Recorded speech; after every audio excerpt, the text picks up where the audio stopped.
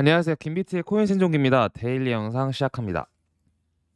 처음 보신 화면에 요새 계속 말이 많이 나왔던 미국의 부채 한도 협상에 대한 얘기인데요. 그게 진행 중이라서 상원은 휴회를 위해서 집으로 돌아가지만 주택 부채 예산 법안을 통과시키기 위해 24시간의 통지를 다시 돌아와야 된다. 이제 이런 말인데 쉽게 말하면은 지금 부채 한도 상향에 대해서 논의가 되고 있어서 그에 따른 기대 심리로 나스닥과 뭐 S&P 등등 미국의 주식이 꽤 많이 반등을 하는 상황이다라고 보시면 좋을 것 같아요.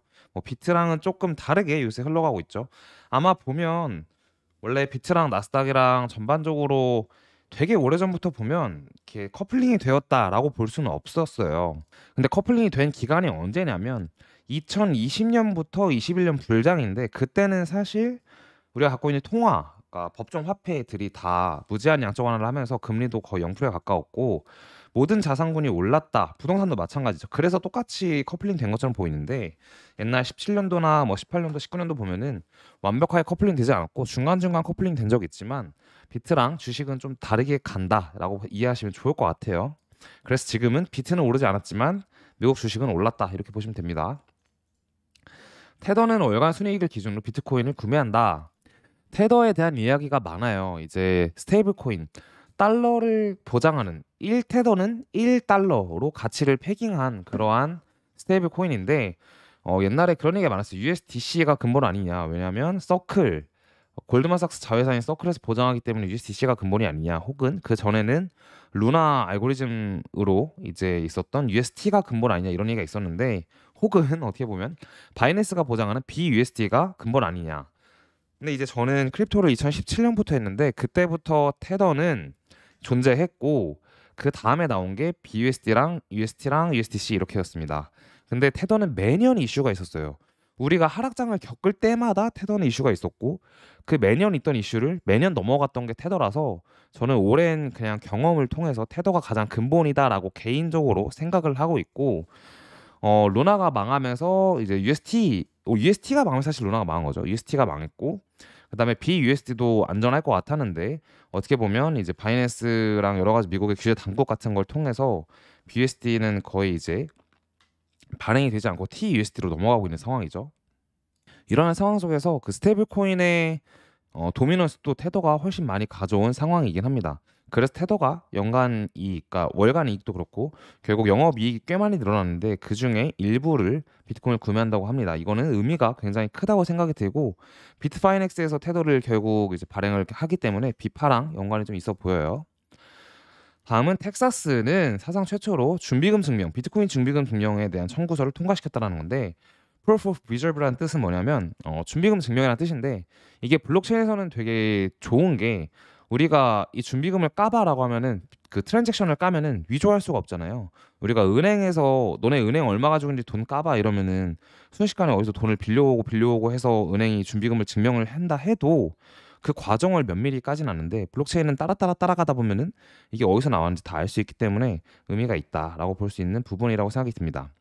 이 부분은 이제 서포트 라인에 대해서 지지선을 보고 있는 건데 지난 이 주황색 선이 지지가 계속 되어 있는 선인데 보시면 따라서 25,000대 초반에서 26,000, 그러니까 25,000과 26,000 사이에 지지가 될 수 있다라고 보면 좋을 것 같고 위로는 35,500까지 열어놓을 수 있다. 근데 그 전제는 3만 달러를 뚫는다는 가정에서 이제 가능하겠죠. 이게 되게 흥미로웠어요.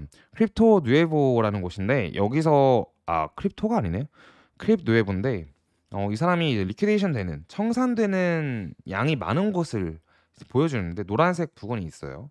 근데 지난번에 지금 여기서 잘렸는데 위에가 청산되는 부분이 많은 그 곳까지 반등을 해서 올라갔다가 다시 아래로 떨어진 겁니다. 근데 이 이후에 청산되는 곳이 많은 곳이 그렇게 보이진 않아요. 어쨌든 청산을 다 시켰다 현재. 그래서 뭐 이 사람 말하는 거는 노란색 막대 부셨다. 청산이 됐으니까 이 사람이 하고 싶은 말로는 제가 알기로는 이제 여기서 반등을 다시 할 거다라는 말을 아마 하려고 하는 것 같아요.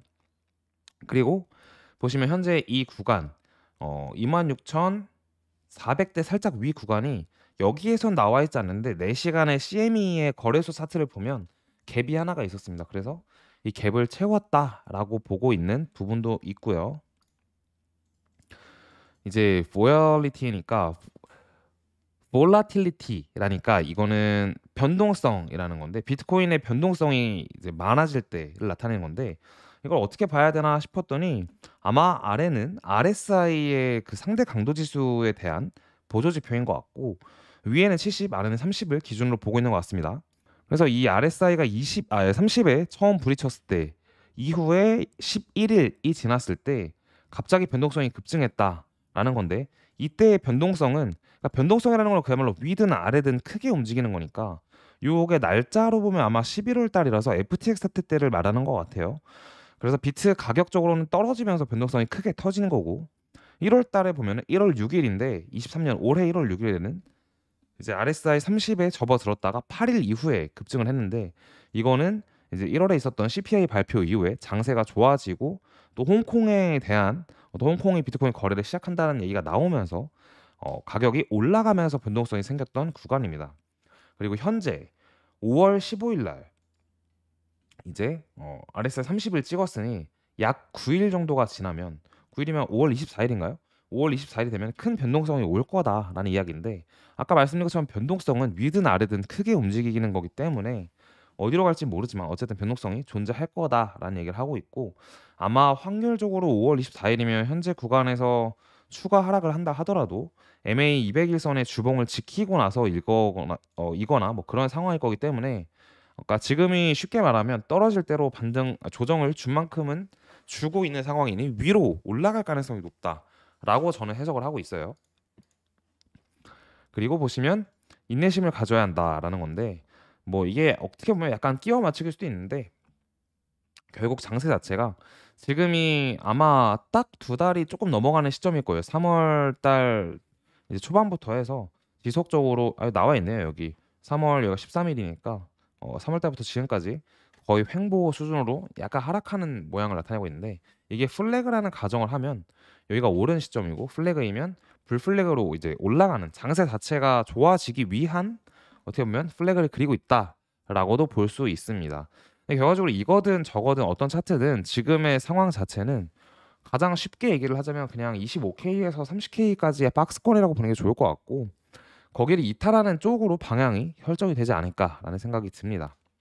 원래 저희 채널의 특성을 아시겠지만 떨어질 때 어느 정도 다 떨어지고 나서 반등을 외치면 반등이 왔고 고점에서는 떨어질 거라고 얘기하면 또 떨어졌죠. 근데 그 중간의 과정에 있어서 떨어지는 것도 오르는 것도 시간이 꽤나 걸리기 때문에 이제 많은 분들이 힘들어하는데 지금은 어쨌든 하락의 끝이 조정이 끝이라고 보진 않지만 어느 정도 끝에 왔다라고는 보고 있습니다.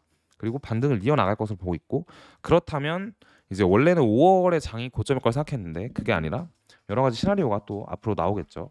그렇게 생각해 주시면 좋을 것 같아요. 그러면 차트 간략하게 보도록 하겠습니다. 비트코인 일봉인데요.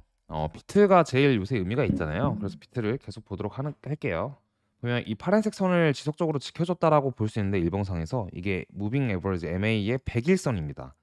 100일선 꼬리로 딱 지켜주고 이번에도 만약 지킨다면 26,400과 350 정도 사이에서 지켜주든가 아니면 여기처럼 하방이탈했다가 결국은 일봉상에서 지켜주는 모습이 나올 수 있다라고 가정을 할 수 있고 주봉상에서 가장 중요한 거는 사실 이제 차트의 작도보다 보통 2주와 3주의 음봉이 나오면 그 이후에 반등하는 장세가 지난 1월 달부터 나온 어떠한 관계입니다. 보면은 여기서도 마찬가지고 여기서도 마찬가지고 뭐 거의 그러한 상황인데 따라서 이번에 3주 음봉 나오고 다음 주부터 반등을 한다면은 아까 앞에서 본 것처럼 이제 변동성이 오는 그 상황과 맞물리기도 하고 MA 200일선을 지킨다면 이게 주봉상에서 중요한 건데 26,000 초반인데 26,000 초반에서 EMA 21일선 이 초록색 선 25,500 사이를 지키고 주봉상에서 반등을 다음 주에 한다면 아마 장세가 확 좋아지는 쪽으로 다시 기울 거예요. 근데 확 좋아진다기보다는 또 1, 2주 동안 오르면서 다시 사람들은 또 오르나라고 싶을 그런 인식되는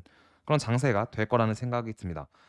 차트 작도적으로는 이제 볼 수 있는 게 단기적으로 한계가 있기 때문에 작도가 뭔가 더 깔끔하고 잘 맞을 때는 또 이렇게 그린 걸로 이런 식으로 또 해서 설명을 드리도록 할게요.